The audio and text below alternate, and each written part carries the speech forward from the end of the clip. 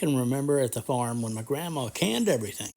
Vegetables, jams, juices, jellies, fruit, she canned everything. Today's story is about my grandma's canning. One of my favorite of grandma's canning was her dill pickles. Welcome back. I hope we can do her justice. 8 cups of water. 8 cups of water, we're making our brine. Same amount of vinegar, 8 cups. There's 2 I put in. There's 4.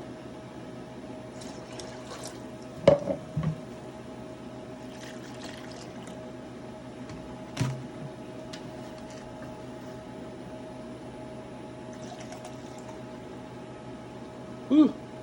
6. Smell vinegar in here. And 8. 8 cups of vinegar. So this is for kosher dill pickles. This is a mix. It's already got the salt and spices in it. So this is for 9 pounds. I'm just going to put the whole thing in the pot.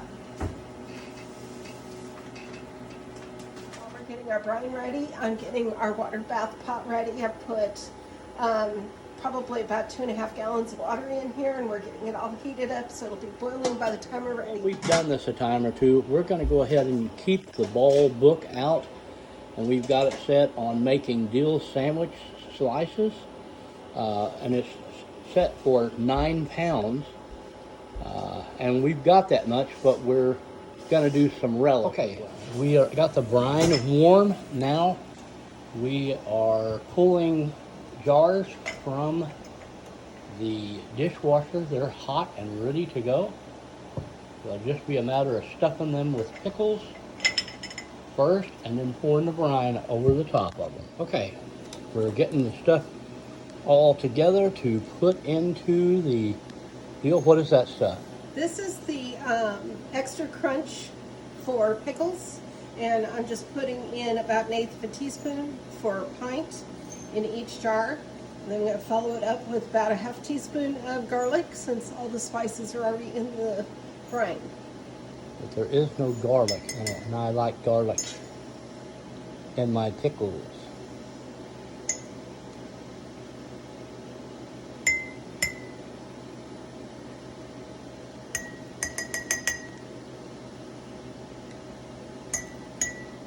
We're adding 1/4 of a teaspoon of Citric acid.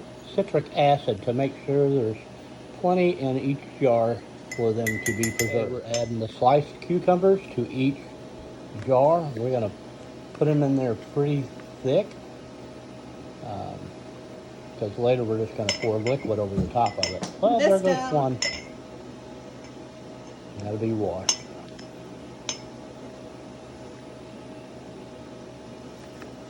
I'm not going to show doing this to every single jar, but also in each jar we're going to put a wadded up grape leaf in each jar, and that's supposed to help with keeping them crisp. I'm not sure about the flavor. We happen to have Grandma's grapes out in the backyard. That's so exactly right. Grabbed some leaves off of them. We grafted Grandma's her grapes from the farm. These plants had to be at least 50 years old, and we got successful plantings from the grapes and the backyard. Okay, now we're ladling the brine into each one of the jars. And I don't remember the exact headspace, do you? Half inch. Half inch? Which we measure that with this handy dandy little tool right here. And a half inch is 2nd notch. So we still got a little room.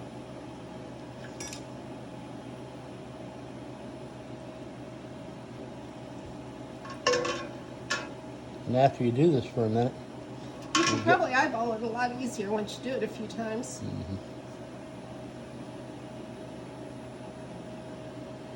And I'm not going to bore you with the details. Every one of these jars, but just to give you an idea. I think we're at it. There you go. We got the lids in the dishwasher also there in the bottom.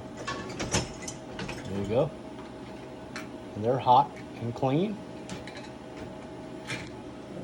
If you got to wipe the jar before you put that lid on. And I got the rings on the table in there I'll have to run and get. Okay, we're getting the air bubbles out. Just by doing that, you'll see my water table went down, or my liquid table went down dramatically.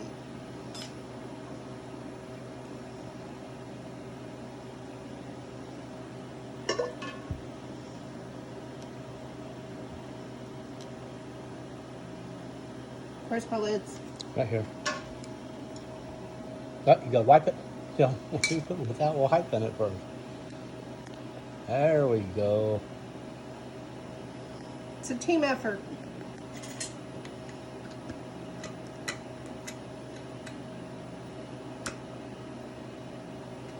Yeah, that pot is boiling.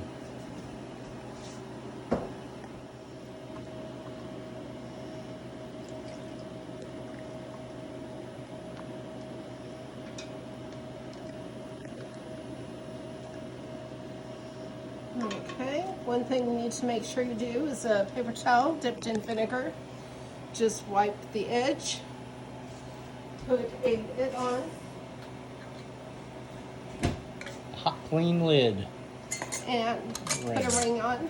Just finger tight, don't have to wrench it down too far. So according to my watch, my 15 minutes is up. Now the first thing you need to do, turn the burner off and let them air and cool off for 5 minutes. We'll see you in 5 minutes. So now we've let it kind of chill out for about 5 minutes. Now you're going to be tempted to tip this and dump the water off. Please don't. That encourages siphoning, and we don't want that to happen. So we're just going to set it on the towel and let it sit. We're going to actually let this sit for about 24 hours to make sure everything's cool and everything's sealed.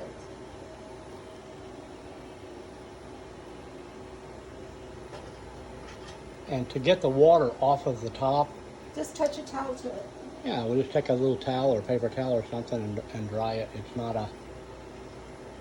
not something that has to be tipped to the side to let it run off. That I see people do it, and that's crazy.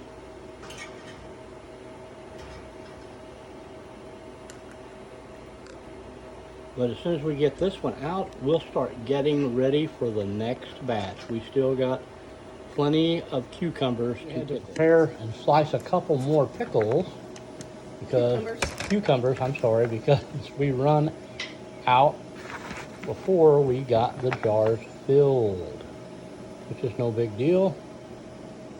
By the time we were done, we had 14 pints of dill pickles. Well, thanks for watching, and if you're new to our channel and like what we do, hit subscribe and like. And here's some future projects. As always, God bless you.